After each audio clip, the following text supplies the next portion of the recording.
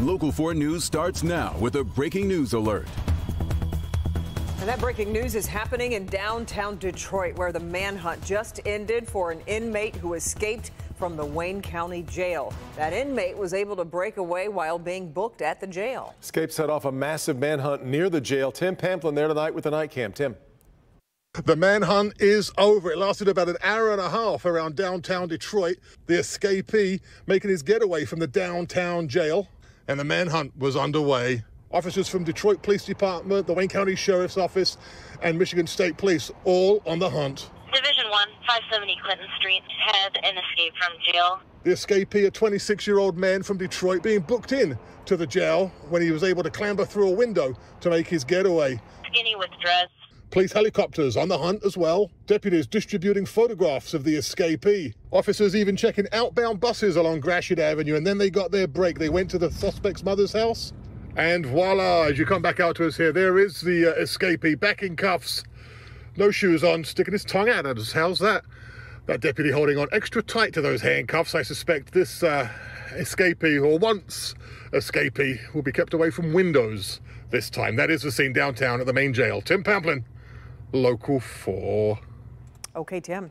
Our other top story, Livonia City Council rejects an ordinance that would have added protections for the LGBTQ community. Jacqueline Francis live tonight with the passionate debate that ultimately ended with the proposed law being voted down. Jacqueline. That's right. And although there are already federal and state protections in place for the LGBTQ community, a local ordinance would take it one step further, specifically outlining the process for dealing with discrimination issues at the city level. Before putting it to a vote, Livonia City Council members debated the ordinance before them. The non-discrimination ordinance would expand protections for the LGBTQ community in real estate transactions, housing, employment, and public accommodations citywide.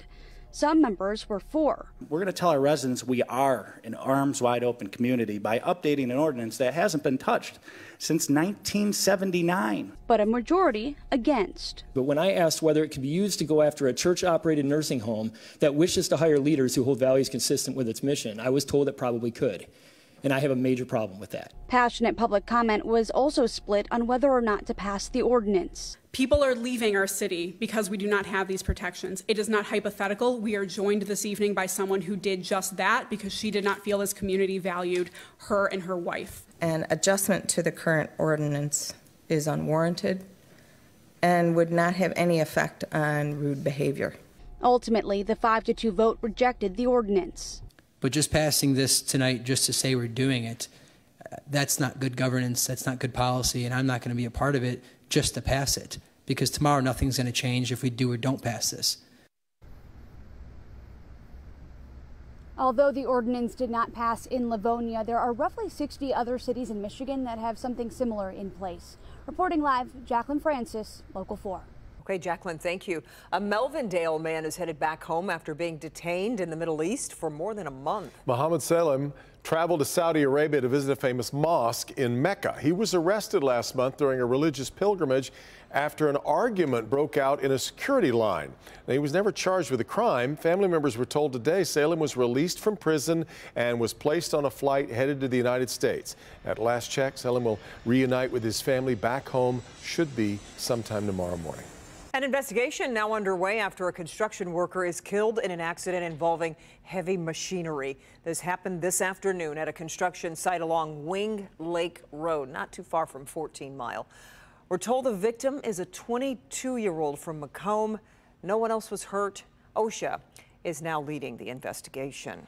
Family of Patrick Leola files a federal civil rights lawsuit saying Leola was racially profiled before he was shot and killed by police. The suit is seeking $100 million from the city of Grand Rapids and former officer Christopher Schur. Leola was shot and killed by Schur after a traffic stop and struggle. That happened back in April. Attorneys for the family argue Schur only initiated the traffic stop when he saw that Leola was a black man. So when you take driving while black plus excessive force, you end up with Patrick Leola being unjustly executed by this Grand Rapids police officer.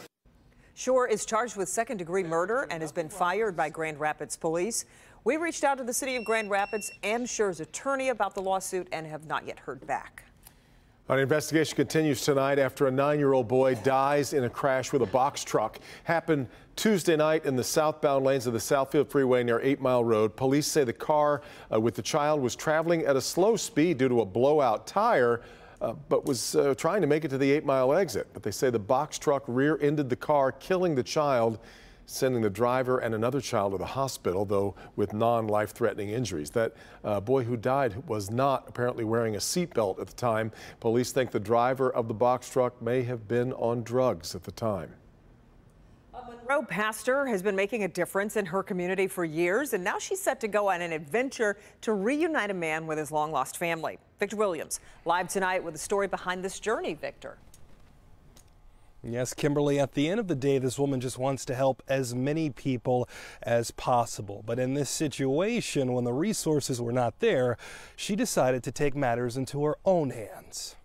I'm like, you know what? It's Christmas. I'm going to give his family a gift. In just a few hours, Pastor Heather Boone will be embarking on a journey over 500 miles to make sure this man is reunited with his family. You don't want to take everything with you? No, that can stay. My husband's crazy with me, and so we're getting on the road tonight, and we're driving him back home. Somehow, some way, 55-year-old Randy Majestic ended up in Monroe, several states away from his home outside of Chattanooga, Tennessee. A good Samaritan is the one who brought him to us. They found him sitting at a park not far from here with no shoes on. His feet were completely frostbitten. For the past few weeks, he's been staying at the Oaks Village homeless shelter operated by Pastor Boone herself.